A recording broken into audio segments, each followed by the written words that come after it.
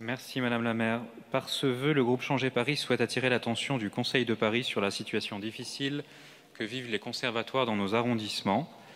Nous avons évoqué la situation difficile de la culture, du fait des décisions qui relèvent de l'État et qui nous sont imposées à la ville de Paris et à toutes les collectivités territoriales. Mais dans les circonstances sanitaires difficiles, il existe aussi des initiatives qui sont laissées aux exécutifs locaux et donc à l'exécutif parisien pour organiser en temps de crise la continuité des enseignements, une continuité pédagogique qui doit également valoir au sein des conservatoires. Et à cet égard, l'organisation des conservatoires soulève chez nous plusieurs interrogations.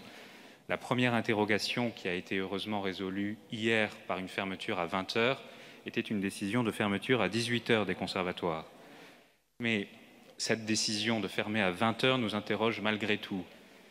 Comme vous le savez, les horaires d'enseignement des conservatoires sont calqués sur les horaires d'enseignement scolaire. Ils ne peuvent donc se dérouler qu'après les enseignements scolaires.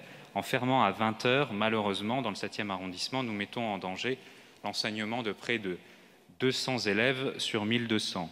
Pourquoi ne pouvait-on pas envisager une fermeture à 21 h? Le rallongement du temps de trajet qui nous a été objecté pouvait être dépassé si on avait envisagé tout simplement un roulement des agents qui leur aurait permis de rejoindre leur domicile sans être pénalisés. En réalité, nous avons pénalisé les élèves et leurs parents. Nous avons pénalisé leur apprentissage qui est déjà malmené depuis près d'1 an et demi du fait de la situation que nous vivons.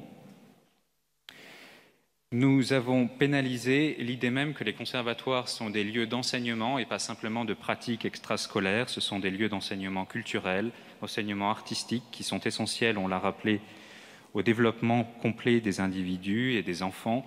Ce sont des lieux qui doivent être préservés, ce sont des lieux où la continuité pédagogique est essentielle, elle doit être organisée.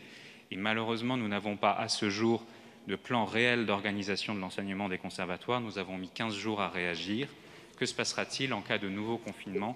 Que se passera-t-il pour les conservatoires parisiens? Il vous faut conclure, s'il vous plaît. Je vous remercie.